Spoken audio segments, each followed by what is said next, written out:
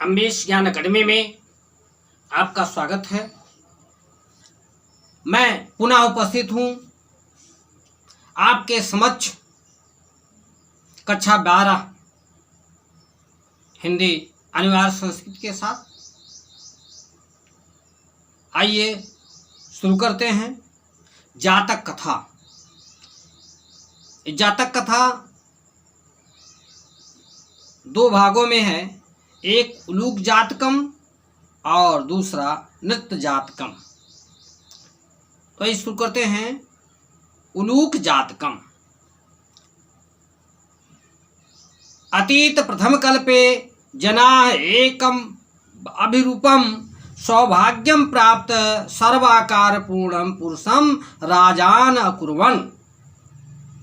अतीत प्रथम कल्पे विगत प्रथम कल्प में लोगों ने एक मत होकर सभी आकार से परिपूर्ण पुरुष को राजा बनाया, राजा किया।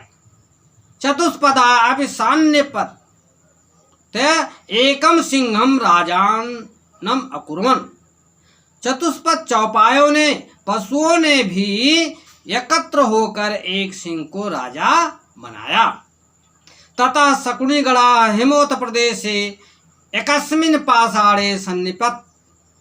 तब पक्षियों ने हिम प्रदेश में एक पाषाण पर, एक पत्थर पर इकट्ठा होकर कहा, मनुष्य राजा मनुष्येषु राजा प्रज्ञायते। मनुष्यों में राजा जाना जाता है। तथा चतुष्पदेश च, और उसी प्रकार चौपायों में भी, जानवरों में भी। अस्माकं पुरंतरे राजा नास्ति। हमारे बीच राजा नहीं है। अराजको वासो नाम नावर्तते। बिना राजा के निवास करना नहीं है, यानी अच्छा नहीं है। एको राजस्थाने स्थापयितव्य इति उक्तवन्तः। एक को राजस्थाने, राजा के स्थान पर अर्थात राजा के पद पर स्थापितव्य, स्थापित करना चाहिए।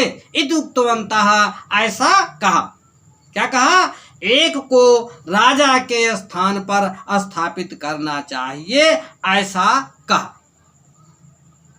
अथ ते परस्परम अवलोकयन्तः। इस प्रकार वे आपस में एक दूसरे को देखते हुए, एक उलूकम दृष्ट्वा, एक उल्लू को देखकर, अयम नो रोचते इतोचन। अयम नो रोचते, यह हमें अच्छा लगता है। इत ओचन, ऐसा कहा। अथैकः शकुनः सर्वेषां मध्यादासाय ग्रहणार्थ चित्रीकृत्वा असर्वत्। अथैकः अथ धन एक। इस प्रकार पक्षी ने सभी के बीच आशय जानने के लिए 3 बार सुनाया। इस प्रकार पक्षी ने सभी का आशय जानने के लिए उनके बीच में इस प्रकार तीन बार सुनाया। ततः एक काका उत्थाय। तब एक कौवा उठकर तिष्ठ तावक। एक कौवा उठकर तिष्ठ तावत, अभी रुको। क्या कहा? रुको। अस्य एतस्मिन् राज्याभिषेक काले एवं रूपम मुखम। अस्य तस्मिन्, इसका इस राज्याभिषेक के समय इस प्रकार से मुख है। क्रुद्धस्य च कीदृशी भविष्यति। और क्रुद्ध की दशा में कैसा होगा। अनेन ही क्रुद्धेन अवलोकिता वयम तत्कराहे परक्षिप्ता तिलाः इव तत्रैव घृष्यामः। अनेन ही क्रुद्धेन अवलोकिता वयम तप्त कड़ाहे प्रक्षिप्तता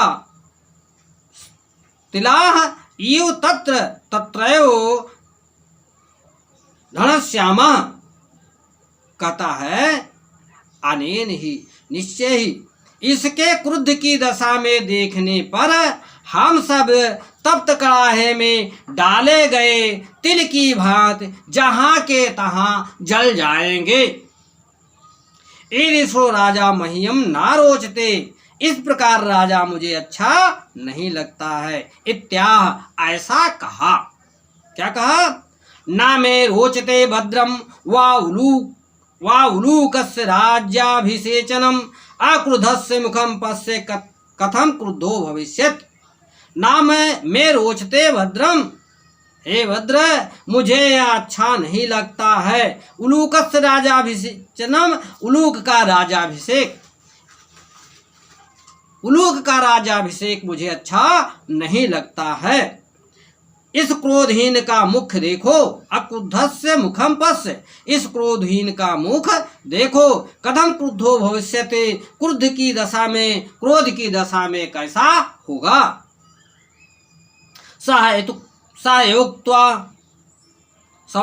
एवं उक्त्वा मह्यम ना रोचते इति बिरुवन आकाशे उत्पतत। वह इस प्रकार कहता हुआ, सह एवं उक्त्वा, वह इस प्रकार कहकर मह्यम ना रोचते, मुझे अच्छा नहीं लगता है, इति बिरुवन ऐसा चिल्लाता हुआ आकाशे उत्पतत, आकाश में उड़ गया। उलोको अपूत्थाय एनम अंधावत, उल्लू भी उठकर उसके पीछे पीछे दौड़ा। ततः आरंभ तो अनन्यो वैरिणो जातो, तब से वे दोनों एक दूसरे के अनन्य शत्रु हो गए। शकुनः अपि सुवर्णहंसं राजाम कृत्वा अगमन, पक्षियों ने भी सुवर्णहंस को राजा बनाकर चले गए। पक्षियों ने भी सुवर्णहंस को राजा बनाकर चले गए। पक्षी भी सुवर्णहंस को राजा बनाकर चले गए। आइए देखिए दूसरा जो इसमें है, नृत्य जातक।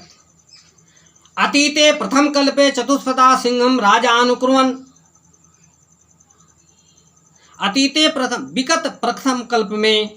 विगत प्रथम कल्प में पशुओं ने राजा सिंह को राजा बनाया। मत्स्या आनंद मत्स्यम, मछलियों ने आनंद मछली को। शकुनया सुवर्णहंसम, और पक्षियों ने सुवर्णहंस को। तस्य पुनः सुवर्णहंस राजहंसया दुहिता हंसपोतिका अतिरूपवती आसीत्। उसकी सुवर्णहंस की पुत्री, उस सुवर्णहंस की पुत्री हंसपोतिका अधिक सुंदर थी। रूपवती आसीत्, अधिक सुंदर थी। सा तस्यैव वरम दात यत् सः आत्मनश्चित् रुचितं स्वामिनं वृणुयात् इति। उसने उसे वरदान दिया कि सः तस्यैव वरम दात, उसने उसे वरदान दिया कि यत् कि सः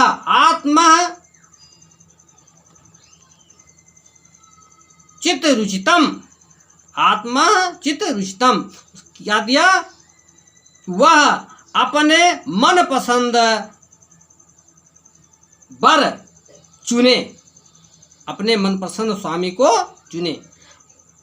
हंस राजा तस्यैव वरम दत्वा हिमवती शकुन संघे सन्नपत। हंसराज उसे वर देकर हिमालय प्रदेश में पक्षियों के मध्य उतरा। नाना प्रकारा हंस मयूरादया शकुनिगणा समागत एकस्मिन् महति पाषाणे सन्नपतत्। अनेकों प्रकार के हंस मयूर आदि पक्षी गण एकत्रित होकर एक बड़े पाषाण पर इकट्ठा हुए। आकर के एक बड़े पाषाण पर इकट्ठा हुए। हंस राजा आत्मनः चित्तरुचितम स्वामिनम आगत वृणुयात्। हंसराज अपने मन पसंद स्वामी आकर के चुने इति दुहितरम आदेश, ऐसा अपनी पुत्री को आदेश दिया। अब पुनः देख लिए, हंसराज ने अपनी पुत्री को आदेश दिया कि आकर अपने मनपसंद स्वामी का चयन करे, विनुयात चुने। सह शकुन संघे अवलोकयन्तः मणिवर्ण गिरिवा चित्त प्रेक्षणम मयूरम दृष्ट्वा, वह पक्षियों के मध्य दृष्टिपात करते हुए, अवलोकयन्ते दृष्टिपात करते हुए, मणि रंग की, मणिग्रीवा मणि रंग की गर्दन वाले और अनेकों प्रकार से अनेकों रंग के पंख वाले मयूर को देखकर वह पक्षियों के मध्य दृष्टि डालते हुए मणिवर्ण के गर्दन वाले अनेकों रंग के पंख वाले मयूर को देखकर क्या कहा, अयम में स्वामी को भवत, यह मेरा स्वामी हो, इति भाषत, ऐसा कहा। मयूरः अद्यापि तावन्न में बलम न पश्यसि, मयूर कहता आज भी तुम मेरे बल को नहीं देखते हो, आज भी तुम मेरे बल को नहीं देखते हो। इति अति गर्वेण लज्जां च त्यक्त्वा तावन् महता शकुन संघस्य मध्ये पक्षो प्रसार्य नर्तुम आरब्धवान्। इति अति गर्वेण, ऐसा अधिक गर्व के साथ और लज्जा को छोड़कर, लज्जांच और लज्जा को छोड़कर, तावन महता वह अधिक पक्षियों के बीच अपने दोनों पंखों को फैलाकर नर्तुम आरब्धवान, नाचना शुरू किया। क्या किया, नाचना शुरू किया।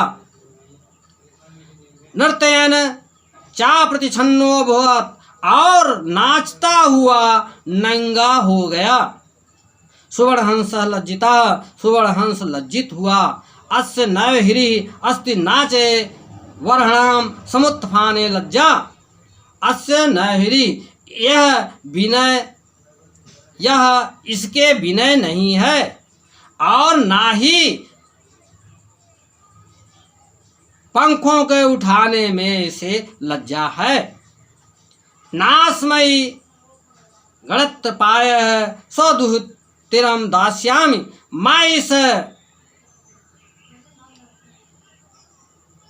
मैं इसे नग्न को अपनी पुत्री नहीं दूंगा। इत कथयत, ऐसा कहा।